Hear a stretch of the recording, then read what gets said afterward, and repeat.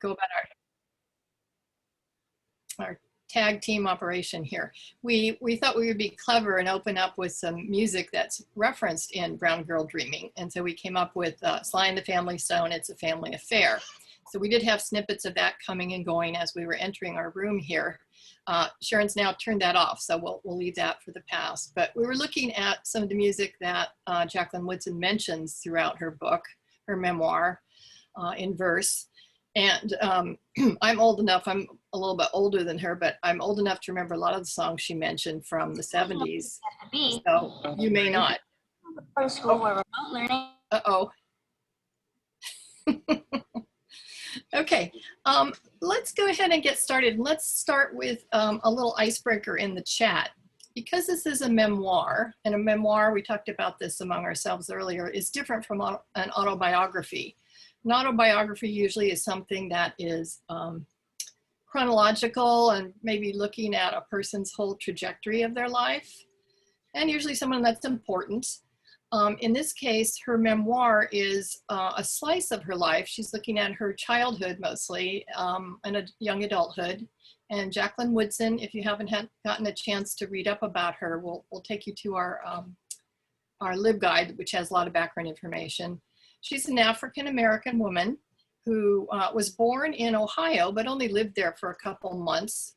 Her family broke up, and that comes out a lot in the poems, very kind of a sad tone.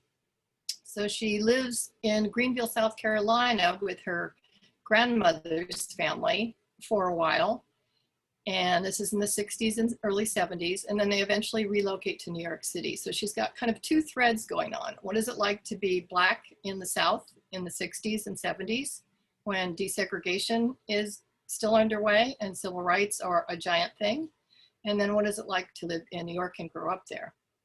So my question for you, and this is actually Susan's question, if you were writing your own memoir, what song would be, just what comes up in your mind? What would be part of your narrative? And you can type that in the chat, or if you want to speak out and share that with us, either way. I know it's kind of a hard one. Anybody want to share? Okay, we've got a John Denver song from Elizabeth. And I actually think she makes fun of John Denver in this, doesn't she? She does. Yes. That are like the stations, the white stations that they're forced to listen to. Right, right. Funny. But she's like sappy. I forget how she described it. It was like sappy music about the mountains or something. Yeah, yeah. Okay, we've got Duran Duran, Meow Meow Lullaby, Happy Together, the Beatles, Bon Jovi. The Beatles. Georgia on My Mind, kind of a Southern. Anybody else got a burning song that would play along with their memoir? Rise Up, okay. And then I'm going to piggyback on that too. One of the things that Woodson is well known for in her writings and a lot of her poetry is that she evokes the senses a lot. So whether it's a sense of taste, smell, hearing, and I'm thinking of the slice of lemon pound cake or whatever that they were talking about in several points. So what would be a food that would accompany your own memoir? A food choice.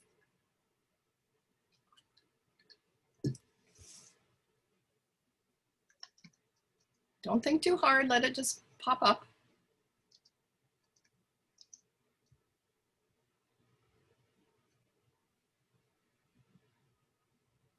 Birthday cake ice cream, red velvet, citrus, cold lemon meringue. I'm getting hungry.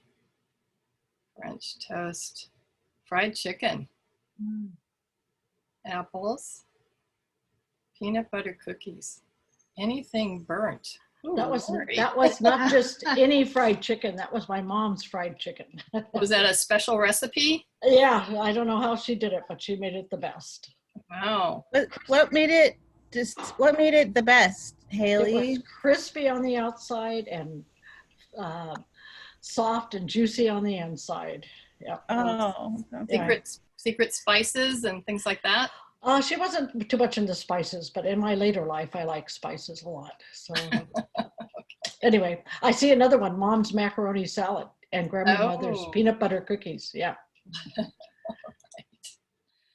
Oops. Okay, snowball cookies. Can you tell us what that is? I don't know what a snowball cookie is. I think those might be the ones that are like the wedding cake cookies called sometimes. Yes. Yeah, Tammy, can you Yeah, give us they're like they are like the Mexican wedding cookies. Oh, okay. Pecans in it and it's dunked in powdered sugar, so it gets all over you when you eat it, but they're yummy. They're real buttery. Yeah. Yes. Made with a lot of butter, so they melt in your mouth. And none of this looks particularly healthy, does it? Artisan bread, Kalamata olives. A potluck. We'll have to bring our food next time. Well, and I'm sure that Susan is thinking we could write a poem with all of these food and Yeah. musical prompts, right? Am I reading your mind? Yes, you are. Okay, I'm going to switch gears here and I'm going to share a screen and I'm going to take you over to our library guide, which is kind of the resource material if you wanted to look at that before or after our readings. And we'll just, we're going to listen to the author read aloud one of her poems. And if you want to follow along in your book, if you have that with you, it's going to be Miss Bell and the March, page 80 to 81. All right, hang on.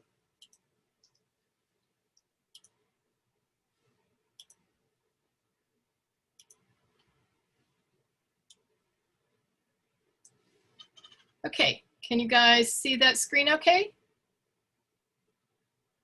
Okay. So here we go. And this is our library guide. So again, this kind of has ancillary material that you can read. We'll leave it up here for the rest of the year, you know, probably even next year too. And these are our other, some of you have been to these past two. This one's coming up next month and Sharon will talk about that later on. But let's go to listen to Jacqueline Woodson reading her own poetry. My name is Jacqueline Woodson, and I'm going to be reading from my memoir in verse, Brown Girl Dreaming. This piece is called Miss Bell and the Marchers. They look like regular people visiting our neighbor, Miss Bell. Foil-covered dishes held out in front of them as they arrive, some in pairs, some alone, some just little kids holding their mother's hands. If you didn't know, you'd think it was just an evening gathering, maybe church people heading into Miss Bell's house to talk about God. But when Miss Bell pulls her blinds closed, the people fill their dinner plates with food, their glasses with sweet tea, and gather to talk about marching. And even though Miss Bell works for a white lady in Greenville who said, "I will fire you in a minute if I ever see you on that line," Miss Bell knows that marching isn't the only thing she can do, knows that people fighting need full bellies to think and safe places to gather. She knows the white lady isn't the only one who's watching, listening, waiting to end this fight.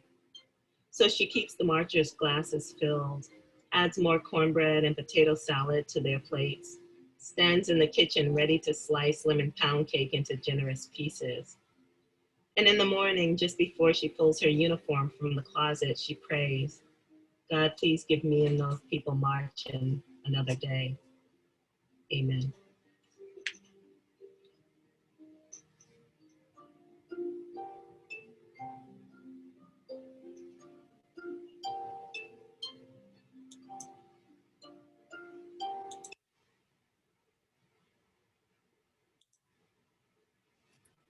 Okay, what did you think? Why don't we just take off our mutes and have a few little conversation minutes here? Anybody want to comment on that poem? I always learned so much reading historical fiction. It just never dawned on me that marchers would go to training to learn how to remain passive and positive and strong.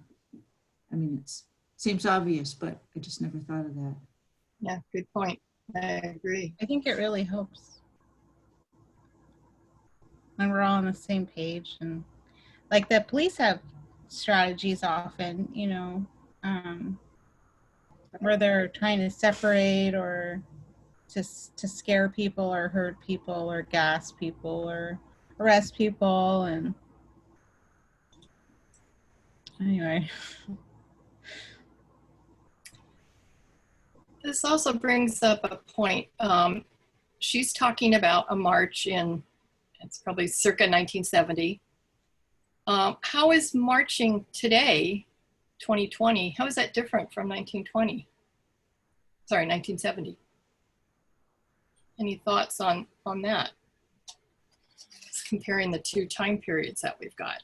Yeah, that's what I kept thinking when you asked that, is that's not unlike what's going on today, and taking a risk to march for something that's believed in the heart, and doing that and going ahead and doing that, even though it's risky for her to be able to do that. And I feel that that's where we're at right now, marching, because now somehow every march is considered to be a riot, even though they aren't, not all that way. But it's scary to think that, okay, we want to march for something we believe in, but at the same time, we, in our hearts, we know we have to do it. And we can even think of the marches that have been here locally recently. Right. And what's even going on locally with people that started our marches. Just looking at the chat, Sharon mentions that today we have all the social media to help organize and spread. Certainly in 1970 or 1960s, that was not the case. It would have been word of mouth, friends calling, maybe coded messages. I'm not really sure. Miss Bell's house. Yeah, that's right. You go to Miss Bell's house. Other thoughts on the concept of marching? Well, Okay, can I? go ahead. I was just going to Sure, say sorry. that. No, that's okay. I was just going to say that for me, marching is about, or civil rights marching then and now is about people's humanity and equality of humans. And so the human experience. And what I really liked about the memoir poems that I read was that being human is in the details. So like the food, the games, the little details of everybody's life, including today, is our common humanity. And so I just thought she wove those two things very well. Yeah, she's very talented. And I keep thinking of that lemon pound cake. Yeah. you know what would be fun is to have like a potluck day eventually. And you're such a good cook. We could pick a theme, and then we could each bring like a dish that is our favorite that falls under the theme. Okay. I was thinking like we could all make the same recipe, but then I thought we're probably not all going to care for that particular food. But Well, let's file that in the future, and let's try to look forward to doing that once we're back on campus. And Elizabeth, if you don't know, is just a great cook. She makes a lot of really tasty and very beautifully displayed vegetarian foods. I've been able to snack on those. Thanks. I'm going to pose a couple more questions, and then we can kind of open it up to things that you guys want to talk about. Why do you think the author chose to write her memoir in a verse style as opposed to a more traditional narrative?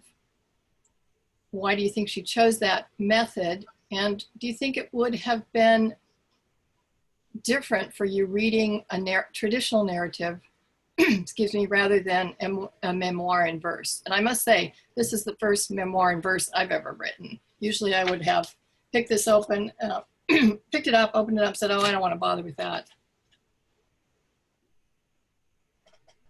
I think it was in one of the materials that you put in the LibGuide. The author was speaking to this question, and she said memory appears as verse rather than prose. Like it appears in glimpses that are more suited to the form of poetry than, and then actually like here this happened, then this, then this, then this. Like narrative is, in her opinion, sort of a false form. But I thought that was an interesting claim. Who else has got a thought on that one? It seems like the verse sort of enables her to just have a little short vignette. I mean, you don't have to tie anything together. It's like here's one little piece. Well, I think that both of what Lori and Ellen said, I think she does say she was trying to capture stories, memory stories, so true, not fiction, and that in her capturing these memories, they really came in little snippets. So she could remember the pound cake and the fried chicken and Miss Bell, but maybe who knows what Miss Bell's first name was, or where she lived, or what the exact year was, or where she worked, or if she had a 2-story house or a 1-story house. Stephanie has an interesting comment in the chat too. She says maybe verse conveys emotions, especially a child's emotion, better than prose would. Definitely. And I think she had over many, many years written all of these. And now she was putting them all together and refining them for her writing in this particular book.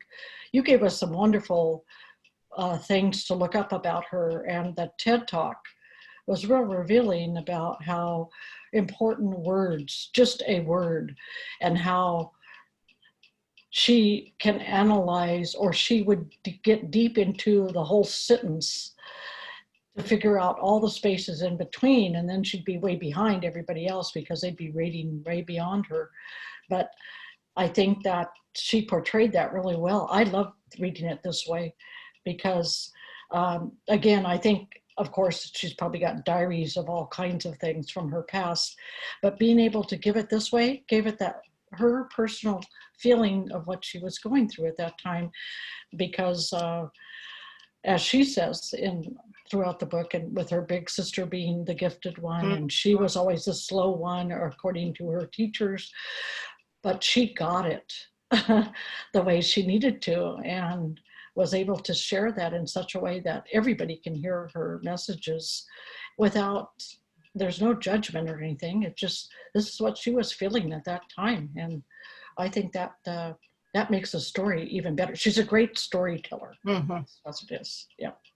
You know, I almost wondered at first when she was self-describing herself as a slow reader and she was bogged down. I thought, well, maybe she has a reading disability, but I don't think that was what she was getting at. Anybody else have a thought on that? I was that slow reader, but I was never a writer, but I definitely was a slow reader. But it helped for when I went into the field of early childhood to be a good observer. Elizabeth. I think that the author's perception of why she is a slow reader is because she realized that she was looking at all the different layers of what she was reading more so than other people. And so she said she thinks that she's a slow reader because she was reading as a writer and always asking, you know, how did that author make me cry? And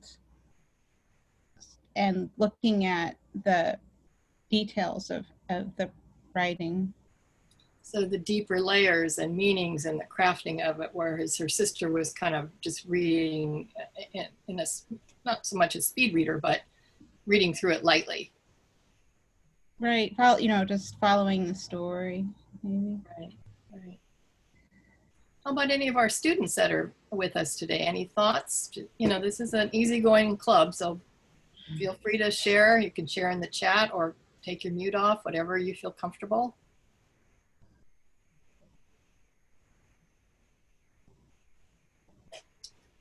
Okay.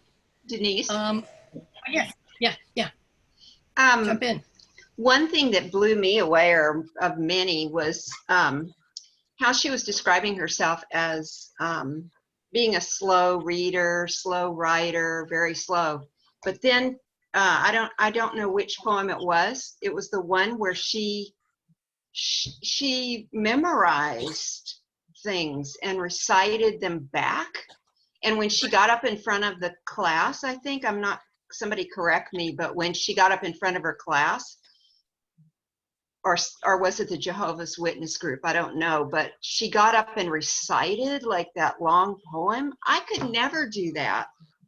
Like, I wasn't a slow reader, but I couldn't do that today. I've never been able to get up and recite some long memorized poem. Whoops. Anyway, I was amazed by that. So it just shows that children can be overlooked, like that they're slow or they're this, but she was doing this totally extraordinary thing. She was remembering it all. It's almost as if her skills were in a different realm than what was, the schoolroom expectations or whatever. She was not gifted in the sense that her older sister was, and I love that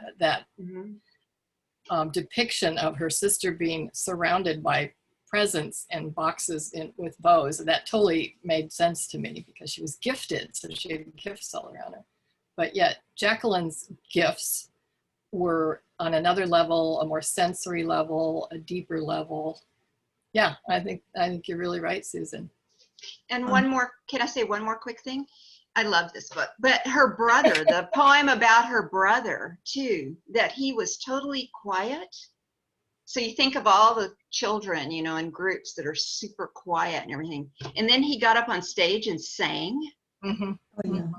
I would never be able to do that either. Like, he just sang this whole song. So he and she were sort of similar in that way, like to memorize and just to give it back to people. I would never be able to do that. I almost think of that as they have a performance gene, which not everybody has. I don't know the real gene, but. There's the one little poem, it's on page 227, Stevie and Me, where every Monday my mother takes us to the library around the corner. No one complains that all I want are picture books. And she goes on to talk about it's so nice to be able to go there and not be judged. She doesn't have to write long and fast like her sister. And she found the paperback with the brown boy on the cover. I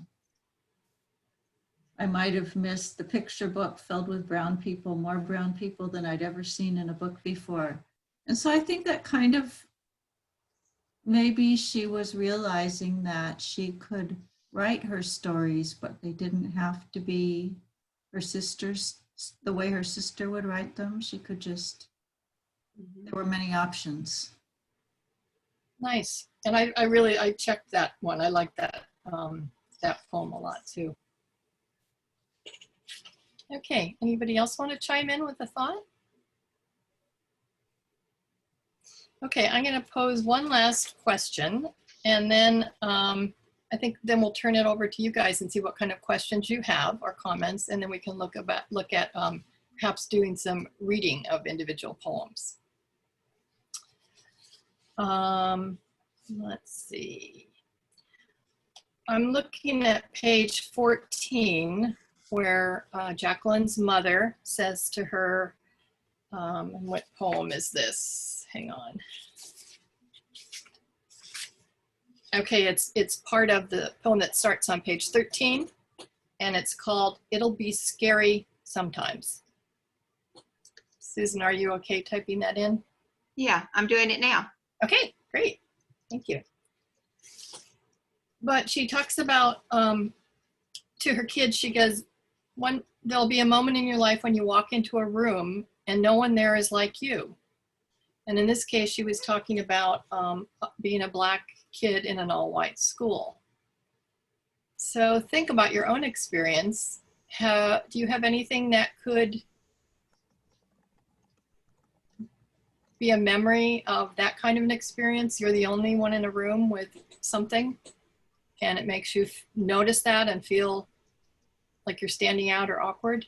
And this can be an awkward thing to share, but again, you can use the chat. You can take your mute off and share it with us.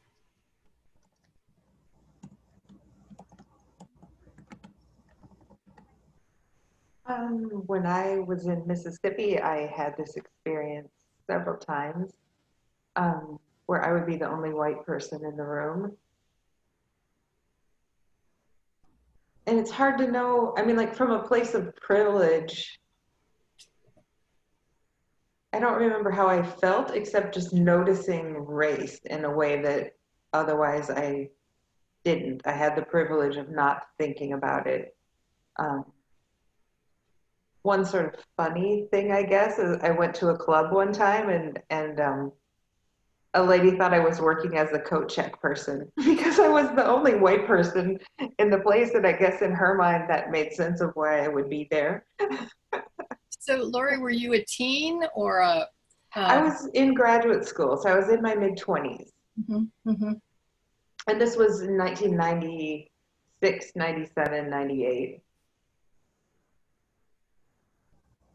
So it didn't make you want to become a hat check girl? No, and I mean, and it just superficially made me think like, oh, how interesting to know that people make assumptions about why you're here because of your race. You know, like I'm able to process things about race again from a place of privilege, but I just wondered how it would have felt if I were not dominant culture representative in the room, you know. Okay. Oh, how horrible. Okay, we've got a comment from Elise.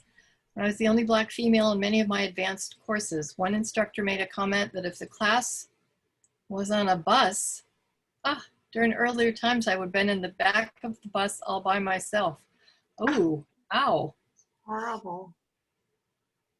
Elise, do you mind sharing, were you, so you were a student, and whereabouts was this?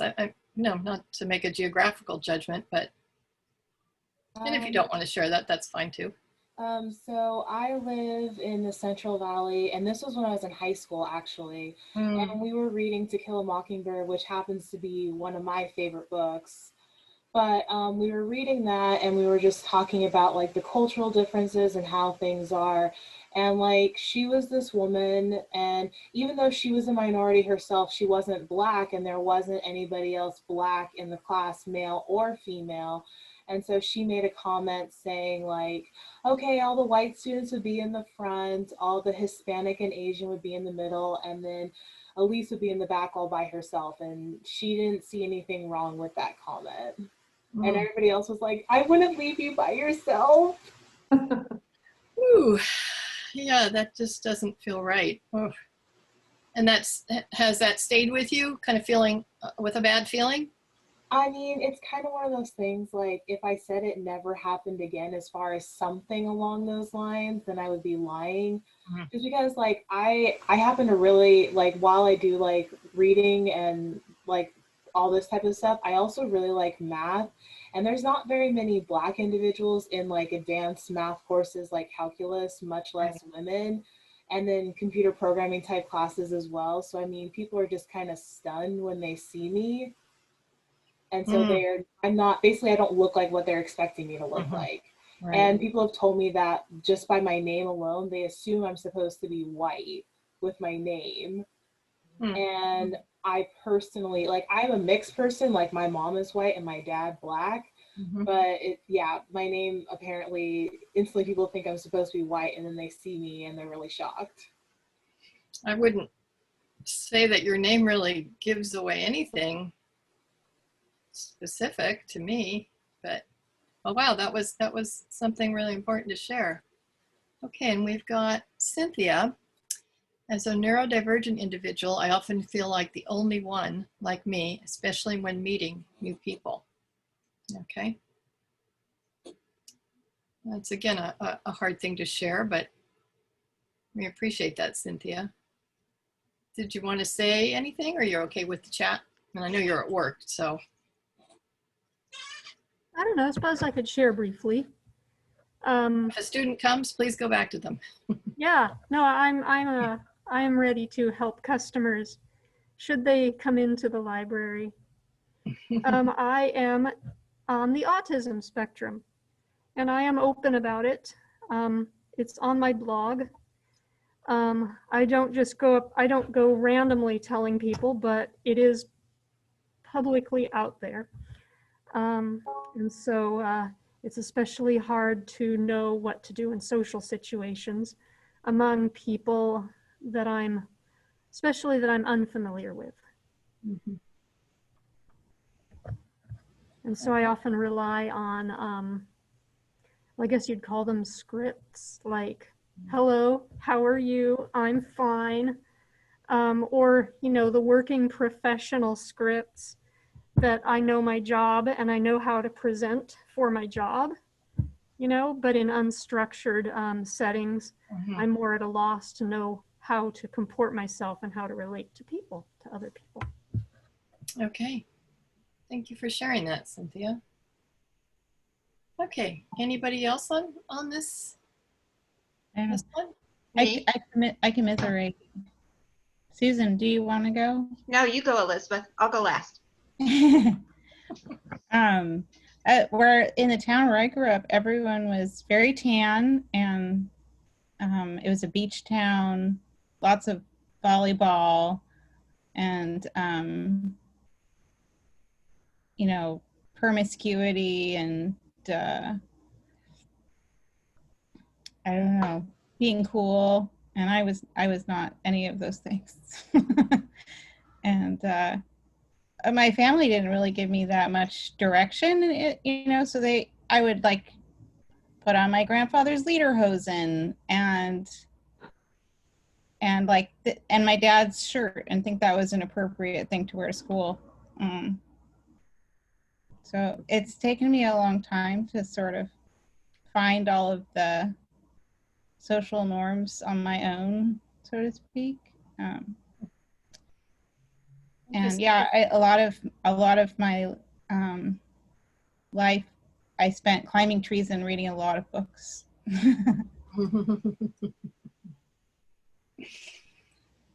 Susan? I read a lot of books too. I didn't climb trees, but I was with you reading.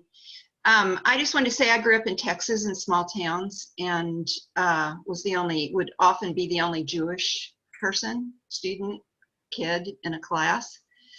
And I would overhear other students making all kinds of remarks about Jewish people. And my teachers would often, almost all of them, would, if there was something that they wanted to refer to a Jewish person about, they'd ask me to like stand up and explain like a Jewish holiday or a Jewish food, or just if they had a, you know, they wanted me to like stand up and explain it, and it would make me really feel vulnerable, because so I related to Jacqueline's book a lot, of that sense of feeling very vulnerable with other people. Wow. Well, I just wanted to say I grew up in the South. I think I'm like 2 years younger than Woodson, but probably one of the reasons that I didn't have trouble fitting in is that my mother actually went around the town. This would have been about 1969, and found a church that was multiracial, multicultural, the only one she could find. This was in Atlanta. And so we would drive about an hour and a half to church every Sunday so that we could be a part of, you know, this mixed congregation, which was incredibly brave. She was a single mother at the time, doing this, but I think that's one of the reasons why I have felt comfortable around other people too. Wow, that's a long ways to go to church. A long way. Yeah. Yeah. Well, I can just What kind share. of church? I'm wondering, like, what you did at the church. Was there like singing, or was it very like lots of prayer? Or Well, it was an Episcopal church, a little less formal than most Episcopal churches. We had, I would say the services were not a lot different, but we had a minister, I believe he was from Sri Lanka, and we had congregation, black and white. I think there was one Hispanic family. There were not so many Hispanic people in Atlanta back then. Mostly black and white, and some few Indian, South Asian people. But the services were fairly standard. But in Sunday school, I was 4 years old at the time, and so I was playing with little kids of different backgrounds, and it makes such a huge difference. All right. I will just share a brief experience that comes to my mind. I've been in, as a college student, I was in France for a summer, and all I had was 3/4 of French, and I didn't really learn much from my grandparents. But I remember that sort of mental shock of realizing that people don't speak English, and I can barely say any French, and I really felt lost and isolated. I mean, I kind of got over that, but wow, that was a big shock. And then how do you, as Cynthia said, how do you comport yourself? How do you share if you need help? How do you know, hopefully you know some basic, yeah, that's a growing up thing for sure. Okay, well, I think at this point, I want to see what people want to talk about. We don't want to make this too like a classroom. Any threads of the book about the author herself, her many awards, questions about the time that she was growing up? What comes to mind? What floats to the top? Just jump in. Again, you can unmute, jump in, chime into the chat. I'm wondering if like anyone read what is the book? A Tree Grows in Brooklyn, or? Oh, I have. I've thought about this several times in this book. Yeah. Anybody else? If you've ever created any like associations or contrasts between the two? I know there's one poem where Jacqueline talks about the big oak tree that shades. It's the only tree on her block, and it is in Brooklyn. I know that called to mind the other book, but I haven't read it for a while. Me too. I read it a number of times, but I was much younger then. Anybody else read A Tree Grows in Brooklyn recently? We need the Cliff Notes, the Spark Notes. I read it years ago because my mom recommended it to me. I think I would need to reread it though. My mom gave me a copy too. I read it when I was in France, and I was so glad I had an English language book to read.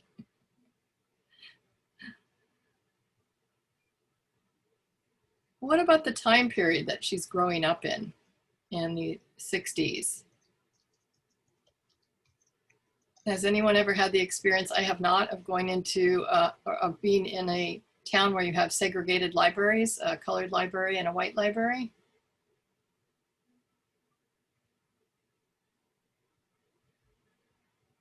That's kind of hard to think about today. Just putting a plug in for our next book, our November read, which Sharon is going to be our lead on that one. March, which is a graphic novel style autobiography of John Lewis, and all of the marching and protesting and demonstrating that is going on as the backdrop to Jacqueline Woodson's Brown Girl Dreaming. So we'll be covering more of that in our next session.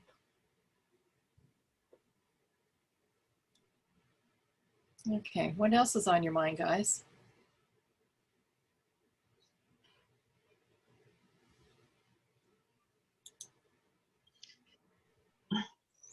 Somebody we haven't heard Yeah, I'm from? just talking too much.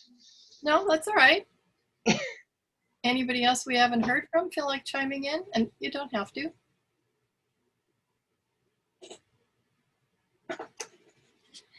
Okay, then I'm going to throw in another question from my long list. If Jacqueline Woodson was here right now, what would you ask her?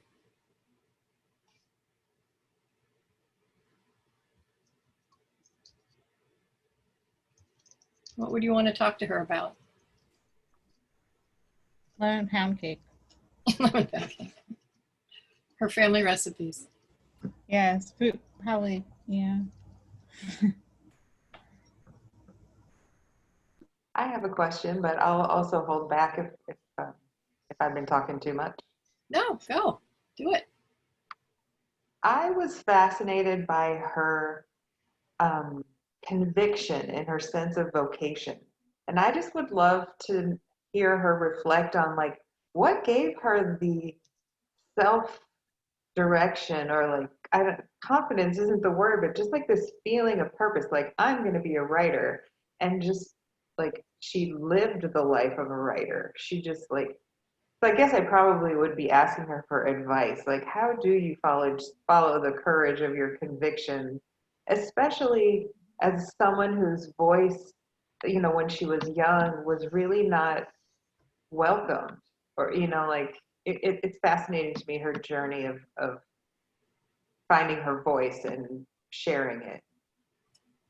Well, and Yeah, to be a little kid and to say, I want to be a writer. I mean, who even knows what that means as a kid? yeah. And she said that her family members are always asking her, like, how are you gonna make a living? So yeah, I guess some people have that like immediate support, but her family was concerned in some respects, I guess. Well, I think too, there was a lot of thinking that she was lying when instead she was developing stories and having an imaginary conversation or building her words in her mind. That's right. Her teacher, like she would make up all these stories, and she had this like amazing teacher who told her, you know, if you say it out loud, it's a lie, but if you write it down, then it's like, then it's a book. And that she said that's when she started writing everything down. Okay, who else? What else would you like to ask Jacqueline if we could zoom her in here? I know Sharon has a question. Yeah, I was thinking about her newer book that she's just written, before the Ever After. Yeah, Before the Ever After, and about how that you know, she's exploring concussions and that chronic traumatic hitting of the heads on football players and their families, and it's told from the perspective of 11-year-old. And again, it's a novel in verse. And how amazing she is at weaving her language together in the poetry and in everything that she does, and to express emotions and what's happening with her characters. And I think the ability to talk with her about her writing process and what it takes to really sit down and compose poetry like this. And now that she has just won a MacArthur grant, you know, how much more freedom does that give her to write and express and figure out what to write about and how to write it, prose versus poetry and that type of thing. Maybe you could just give a little capsule summary of what the MacArthur Foundation grant is. Well, they're considered the Genius grants, and I think they get over $500,000 to over a period of 5 to 6 years to spend time doing what they are good at. She's good at writing and writing well, and she was the poet laureate for young children, 0 to 14, I think it was, not last year, but the year before, and to be able to go do talks and visit schools and do what she does and do it well, and be able to spread her and share her gifts. And so that grant allows her to spend time doing that, and not the deadline or pressure of another book to support her family and stuff. I didn't realize it was that sizable of a grant. Yes, it's a big, Wow. yeah. And the literacy that she's encouraging and modeling young girls, people of different gender, persuasions, color. I mean, she's encompassing a lot of modeling there. And I also think that, you know, when I was going to school in the dark ages, that, you know, poetry was taught as this very structured format with lots of rules, and things had to rhyme and all that kind of stuff. And I think seeing the way her poetry in verse breaks all of those rules, and gives everyone the ability to really understand what poetry can be and how much it reaches everybody in so many different ways. I mean, who would think that poetry about concussions and football players that would lend itself to being written in that format? Yeah, definitely not what you studied in high school, at least not for me. No. Mm-mm. I've got her previous book. I think is it the Red Bone? The Red Bone, yeah. Yeah, that's on order. So I don't even really know that much about it. I just decided I wanted to read it. And yet when she wrote Harbor Me, and again, this is a children's book, but Harbor Me was written as a narrative, and it's about a classroom of students who, some of them are illegal immigrants. So it's just curious to see how she decides what to write in verse and what she chooses to write as a narrative, and why that happens. And so I think the opportunity to talk with her and figure out, you know, what lends itself in her process to decide this is a narrative and this is a verse. So. Well, and she's able to shine a light in a big way on whatever topics float up, and she feels that she wants to use as her next fodder for her next writings. Yeah. Okay. Who else? How about any of our students? Any more thoughts on what you would ask Jacqueline Woodson if we could zoom her in today? Everybody's quiet, everybody's hot.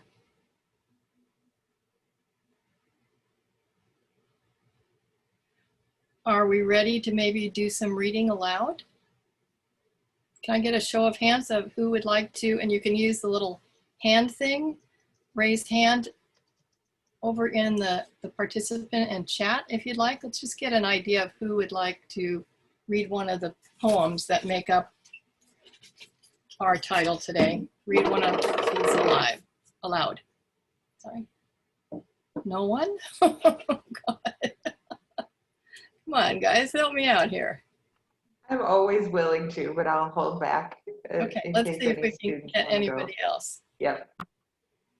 Okay, you know what? I'm going to take a 2-minute break and go get some more cold water because it's very hot in my office, and I'll see if anybody else is going to be raise their hand. Okay, so I'm just going to stop this for a minute. Let you think about it.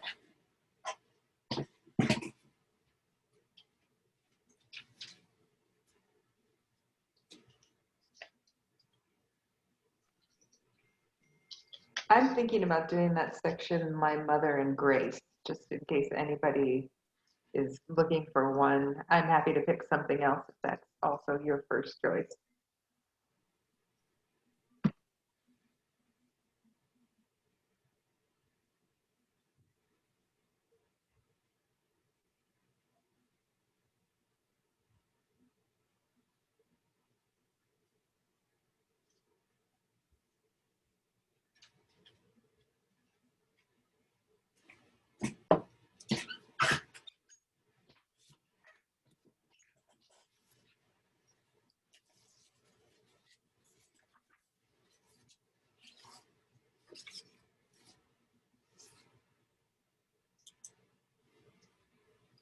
So do we get any more brave people who want to read?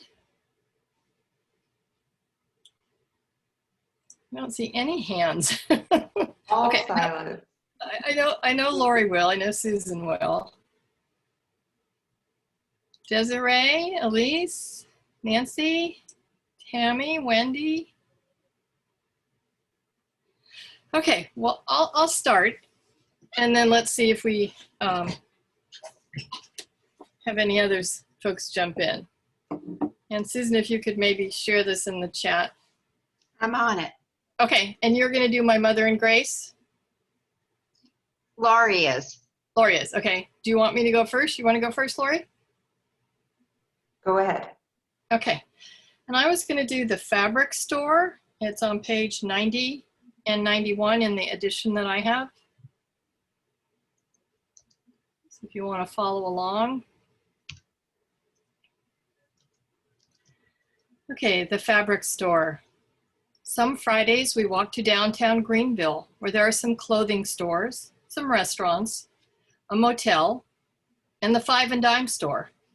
But my grandmother won't take us into any of those places anymore. Even the Five and Dime, which isn't segregated now, but where a woman is paid, my grandmother says, to follow colored people around in case they try to steal something. We don't go into the restaurants because they always see us near the kitchen. When we go downtown, we go to the Fabric Store, where the white woman knows my grandmother from back in Anderson. And she asks, "How's Gunnar doing? And your girls in New York?" She rolls fabric out for my grandmother to rub between her fingers. They discuss drape and nap, where to cinch the waist on a skirt for a child. At the Fabric Store, we are not colored or Negro. We're not thieves or shameful or something to be hidden away. At the Fabric Store, we're just people. And I like that one. When I was in high school, seems like all I ever did on Friday nights was go to the Fabric Store with my friends, and we picked out fabric and then we sewed on Saturday and Sunday. So it brought back to me, and this would have been in the 70s, going into House of Fabrics and finding out what we were gonna sew over the weekend. But of course, I didn't have that vulnerability of having to choose what store I could be feeling safe in or not judged.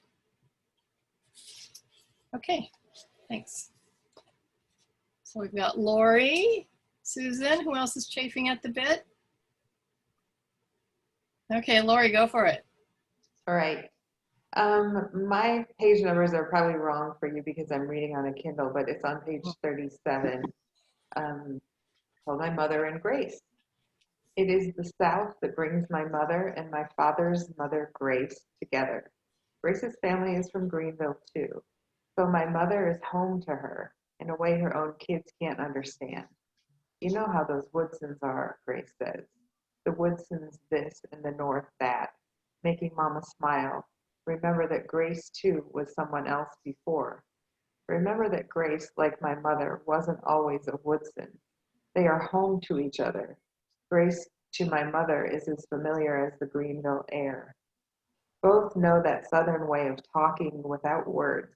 Remember when the heat of summer could melt them out.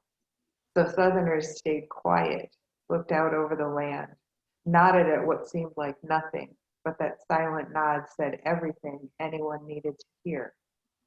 Here in Ohio, my mother and Grace aren't afraid of too much air between words, are happy just for another familiar body in the room. But the few words in my mother's mouth become the missing after Odell dies, a different silence than either of them has ever known. I'm sorry about your brother, Grace says. Guess God needed him back and sent you a baby girl. But both of them know the hole that is the missing isn't filled now. My mother says. Bless the dead and the living, Grace says. Then more silence, both of them knowing there's nothing left to say. And I like that one because of the meditation on what can be said and what is unsaid and what's beyond the power of words, and the South. I have a really deep affection for the South after my time there. Okay, thank you. Susan? Well, this is a bit of the same. If Jacqueline Woodson were here, something I'd want to ask her. And I don't have the book in front of me. For the first time, I downloaded an ebook on my laptop and read it there. And I don't have it open. So if somebody could help me. Okay. What my question is about those, it seemed I can't find my notes either. It was like thought number 1. It wasn't called thought, but at the beginning of each, periodically in each section. Yeah. Is this about how to be a writer? What were they called? They were like they were very short. It was like thought number 1, thought number 2. And at the very end, like it was like 10 of them or something. How to listen, number 1?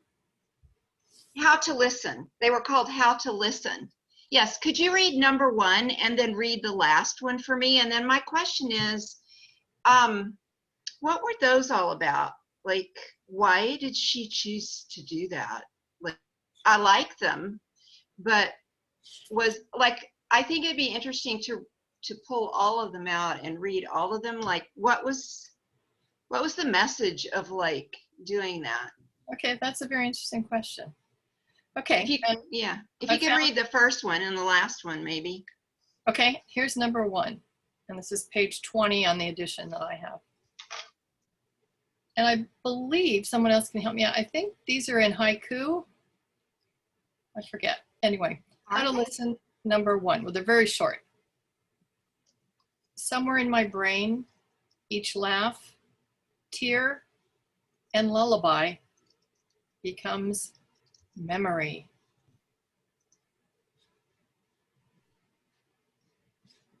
Shall I go to number 10 then? Yeah, if you could read, because that's where it starts. I think there's a reason like for going in order, and so that's where it starts, and then it ends. And then do you think that this is something I wanted to discuss with the group, but is that her learning to listen to herself? How to listen who? Her? Or how to listen to others? Or me? Or that's my, anyway. Okay, let me read the bracketed one, and the other one, 10, how to listen, number 10. And this is on page 310 in the edition I have, and this is the last, getting into the very last few pages. Write down what I think I know. The knowing will come. Just keep listening. So as Susan said, what are these little short, 10-word poems? Number 9 is on page 299. You want to read that one, Ellen? Yeah. Under the back porch, there's no lone place I go, writing all I've heard.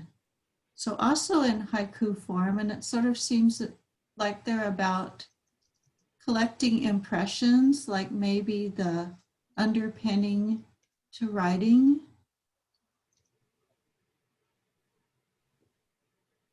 There's another series of the number 1, number 2 ones that's called I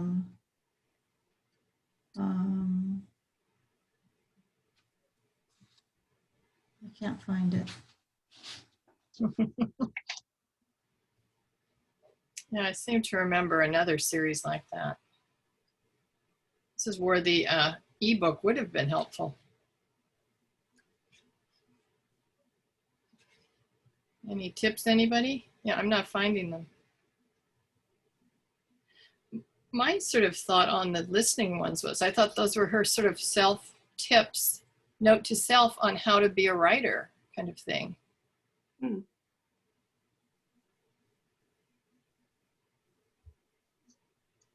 In chat, someone commented they see a writing number 2 on page 221. Sorry, my font is so small I can't see your name. Desiree, maybe? Desiree. Thanks. Do you want to read that one, Desiree?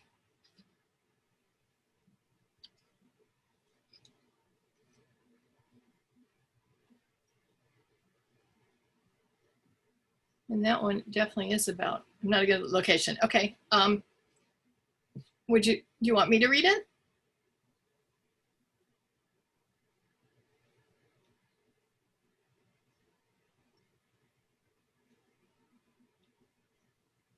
Okay, I'll read a couple stanzas of it.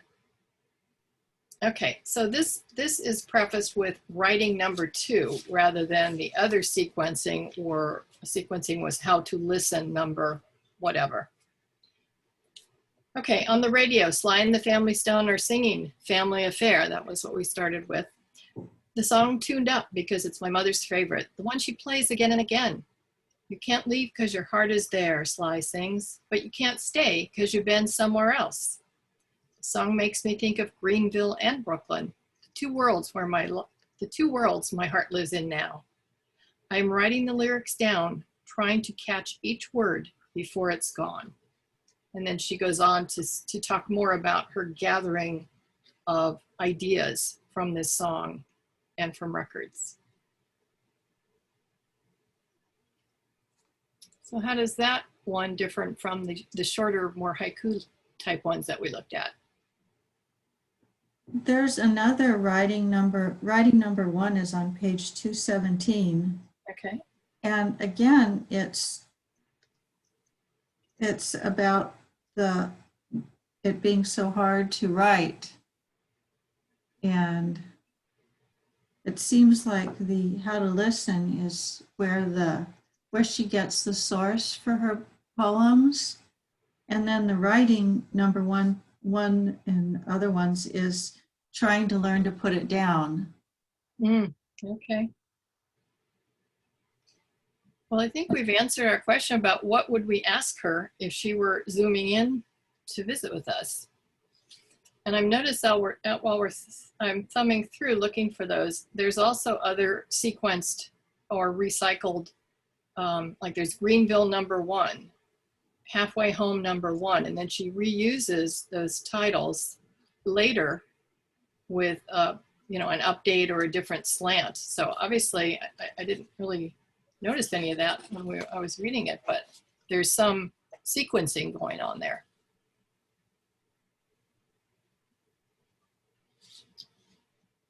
Okay. Any other things that you're burning to talk about?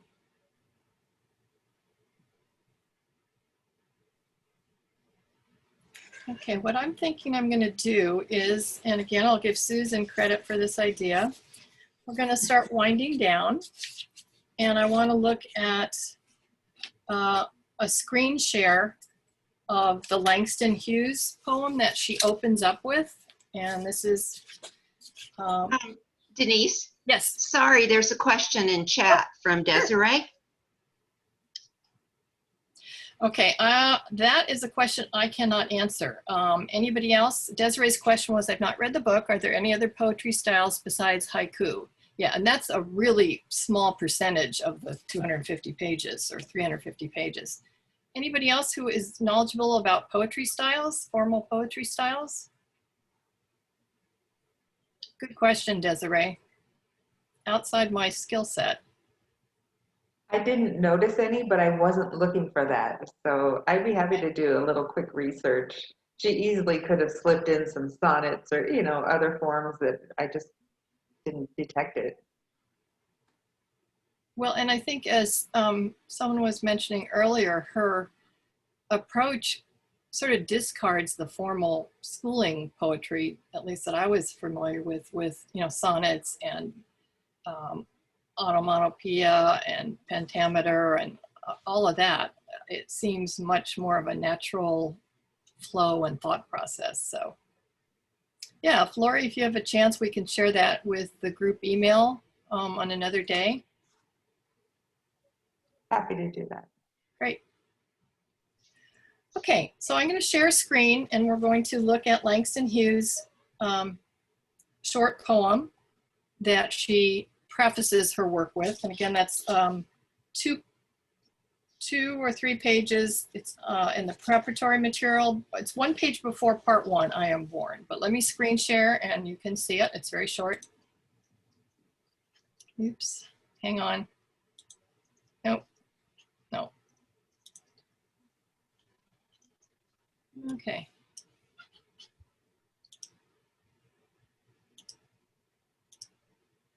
Thanks.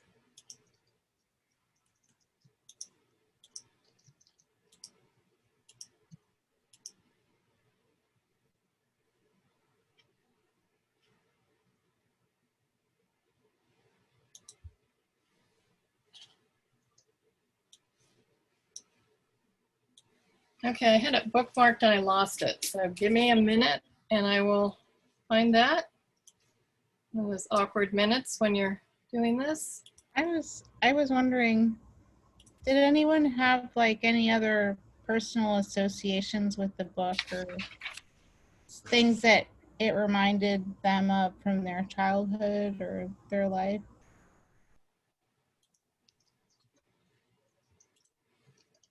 Jump in, don't be shy.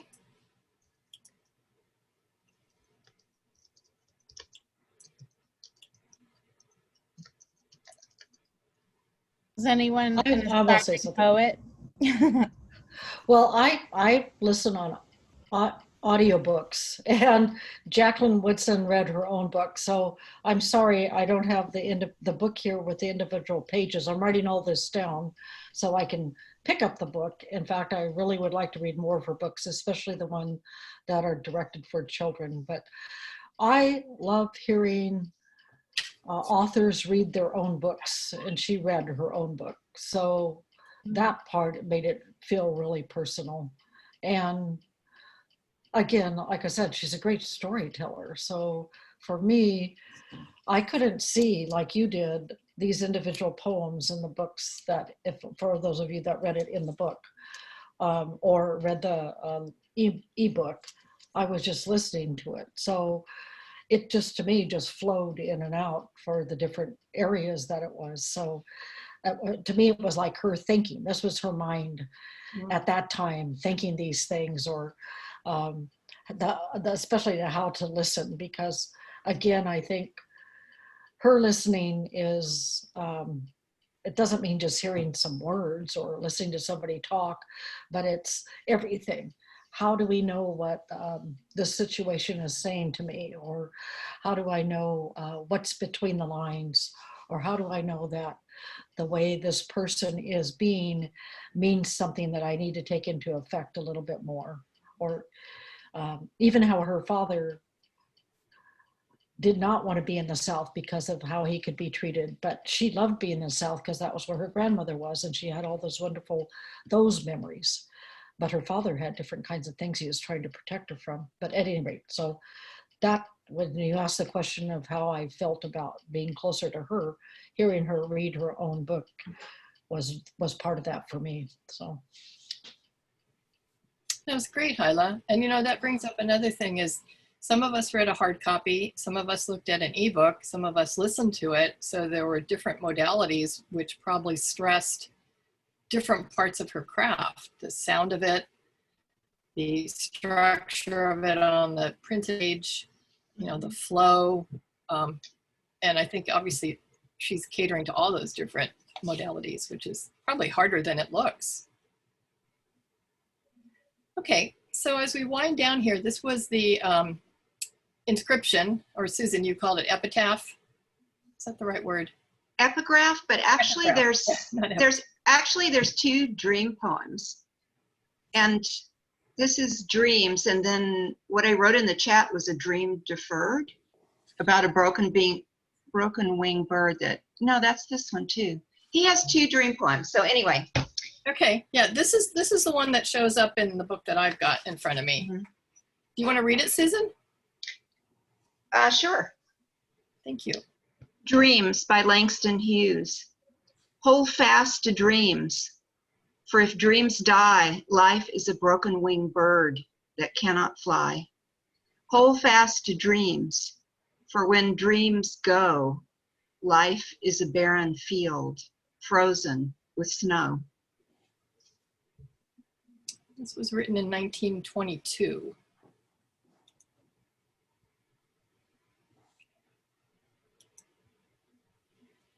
And I think then we'll just briefly compare it to her The last poem that is in the edition I have, and it's called Brown Girl Dreaming, the title of the book. And this was added, I guess the book was published in 2014, and this was added, so this edition has some ancillary material. Would anyone else that has it like to read it? And it would be page 348. But it picks up on a lot of those words and themes that were just in the Langston Hughes epigraph. Sorry, not epitaph, that's something else. Ellen, you're looking promising. I'm almost there. 348. Yeah, unless you have a different edition. Brown Girl Dreaming. Who is this brown girl dreaming? Yep. Who is this brown girl dreaming? My teacher wants to know. Staring out the window so, head in hands and eyes, gone from here. Where are you, dear? Come back to the classroom, my pretty brown girl. I fear you're halfway round the world. Where is that mind of yours now? Outside the winter stabs through the air, sneaks past the classroom window pane, and there, beneath a truck, a frozen bird being sniffed by a stray cat. I don't yet know the word disdain. But in this moment, the world feels far away. I dream of stepping out into it one day to rest my feet in unfamiliar sand, to touch the hand of a boy or girl on the other side where it's nighttime now or summer there.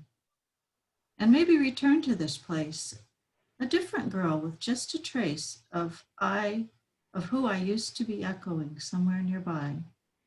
To me, and as the teacher goes on and on, her words are suddenly becoming a poem that I may sing on an orange afternoon inside a room where people will know my name. Very nice. So just one last question, and then we'll turn it over to Sharon to talk about our next reading. How do those two bracket her work?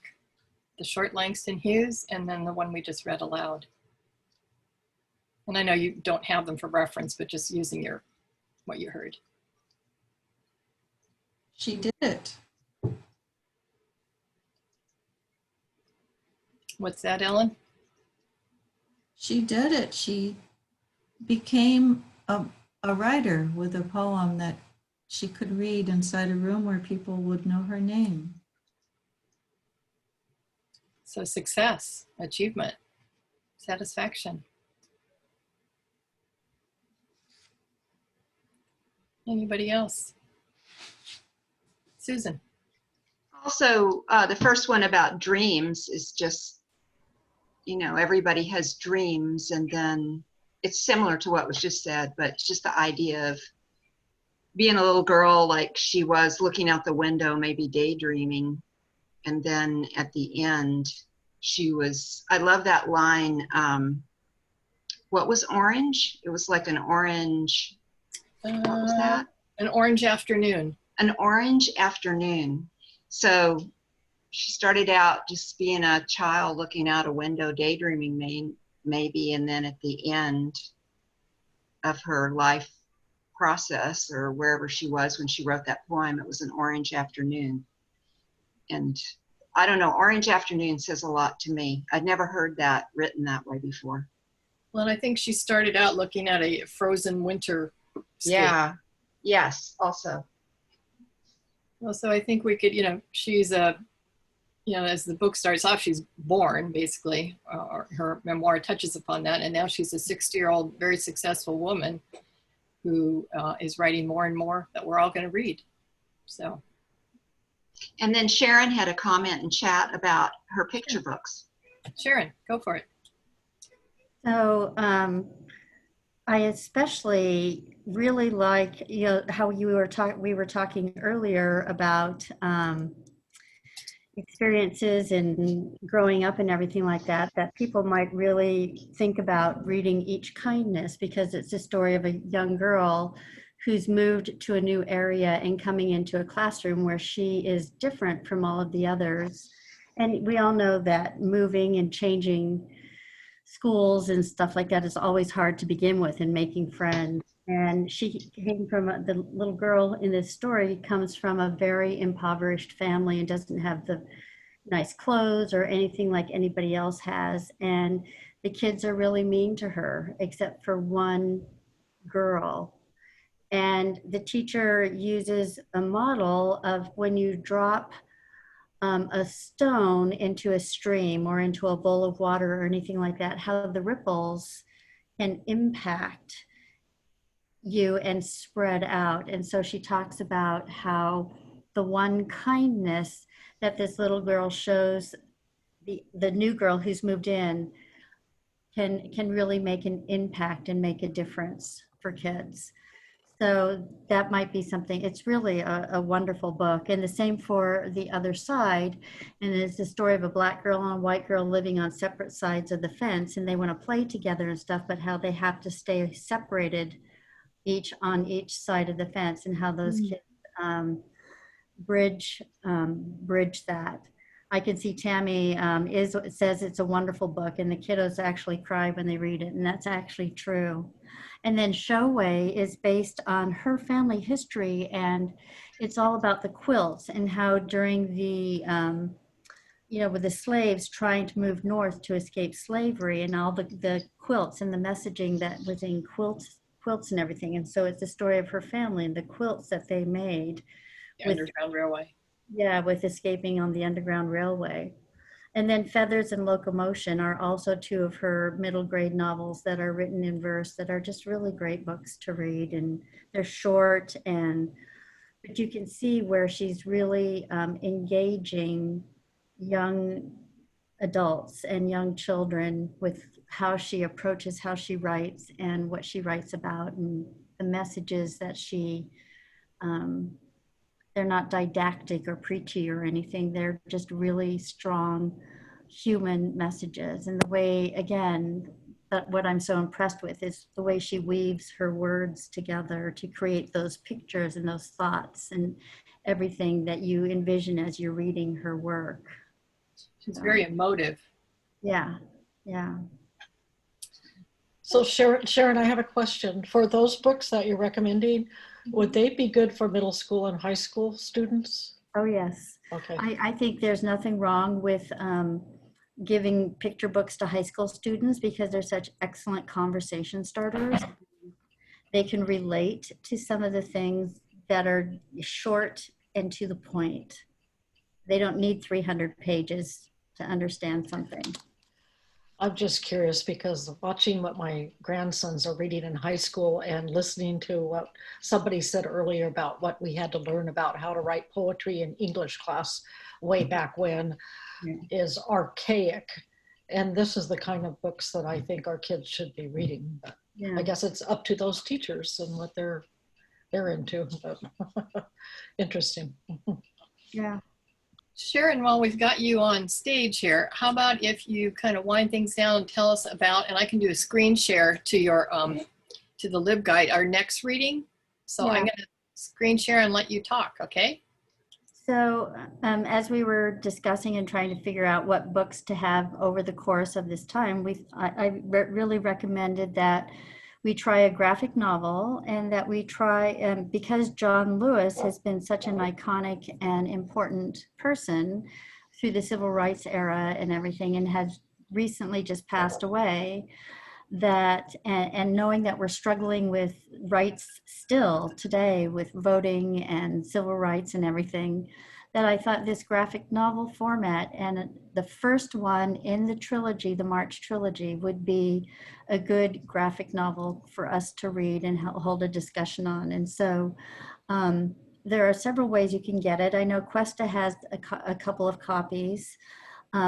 If you're a public library user, there are copies there. And there's on Hoopla, which is part of the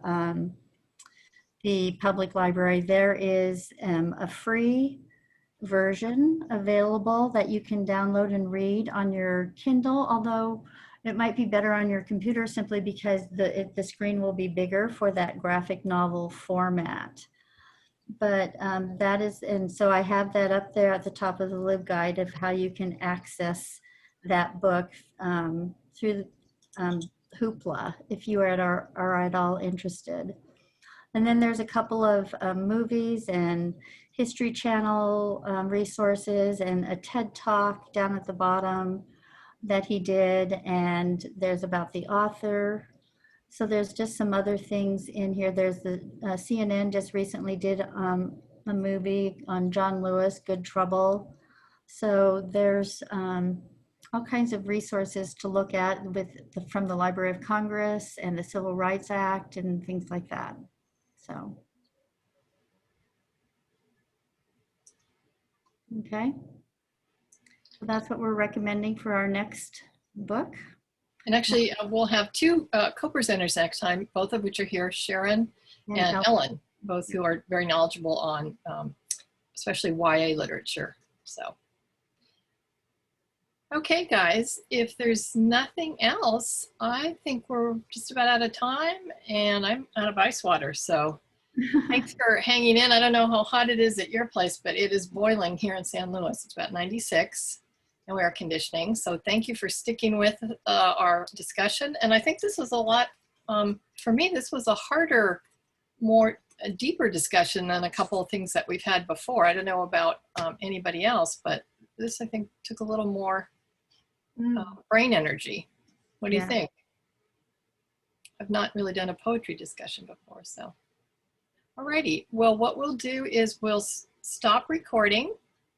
And I'll get the recording usually in 24 hours, and I can share that back with you, and we'll share information again about our, the John Lewis March one. And then in case you haven't had enough poetry, on the 28th of October, we have our full moon poetry reading, which will be kind of ghosts and Dia de los Muertos and whatever, and I'll send you information on that too. So, okay, anything else from Susan or Sharon or Lori or other co-hosts? I just wrote in chat that I like Cynthia's mask. Oh. Where'd you get that mask, Cynthia? I made it. Aha, it's awesome. I made all of my family's masks. Wow. And you got the fabric at the fabric store. I did. Well, no, actually this fabric came from somebody who was giving away fabric, but she presumably got it at the fabric store originally. I love fabric stores. They are like an art museum. Yeah. You and Jacqueline Woodson. Okay, guys, thanks so much for joining us. Have a good rest of the day. Bye. Bye.